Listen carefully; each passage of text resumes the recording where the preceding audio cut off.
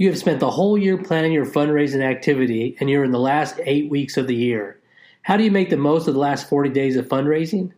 We will answer those questions during this episode of the Dang It Dave podcast. Stay tuned for the bonus tip at the end.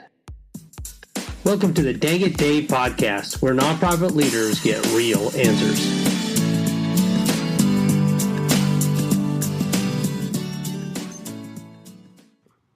There are just 40 business days to December 15th, when most fundraisers will stop taking the initiative to connect with major donors.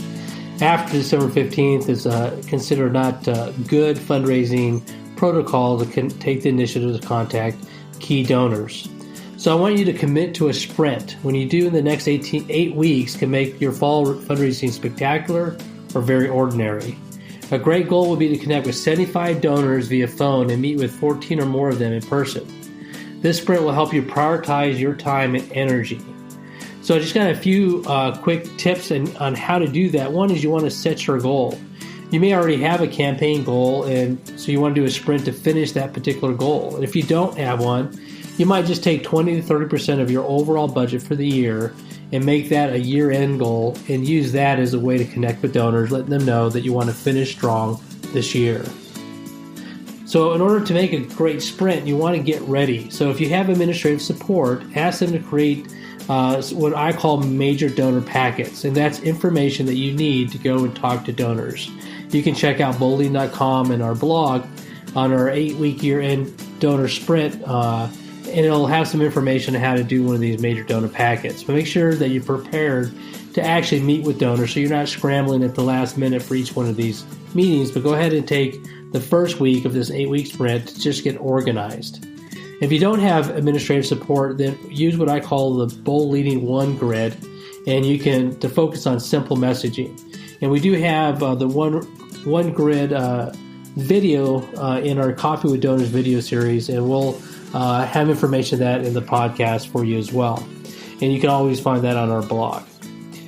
The next thing you want to do is you want to fight discouragement. As you get through each of the weeks and try to hit some of these different goals you have each week, you want to make sure that you realize people are busy and you may only get to actually meet with 5, 10, or 15 donors. And that's fine because many people will get your voicemail or go get the information you're sending them and will make a year-end gift anyways because they know that you're trying to get a hold of them.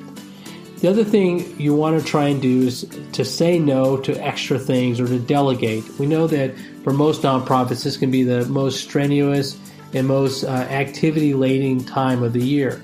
So make sure that you don't add anything new this last 2 months of the year and make your time that much more difficult to be able to talk with donors. So if you can, delegate and otherwise say no as much as possible unless it is connecting with a new donor or a new prospect, saying thank you to a donor, or if you're going to get a donation. So you really want to prioritize in those three main things as a fundraiser in the last two months of the year is to get new names or meet new people, get a donation, or to say thank you to your key donors, or any donor for that matter. So our 8-week timeline, and this will be on our blog for you to look at, is really pretty simple. You want to create a donor list of 75 donors that you can meet with. Make sure you have their phone numbers, email, and address, different ways that you might contact them.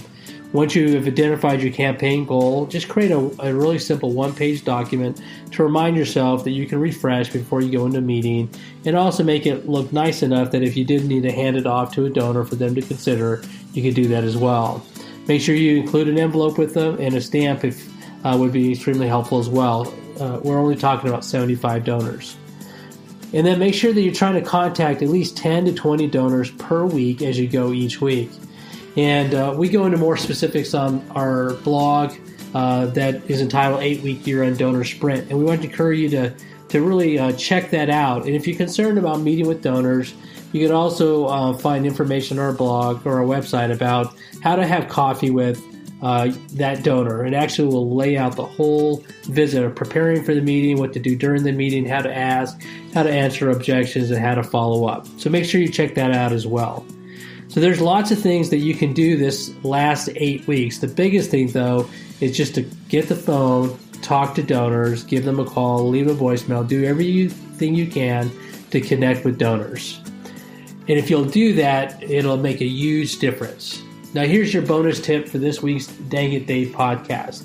I really want to encourage you to be creative in the way that you say thank you. Sometimes it can be as simple as stopping by somebody's place of business and asking for them and just to let them know you just want to say hi, and you just take 1 to 3 minutes of their time.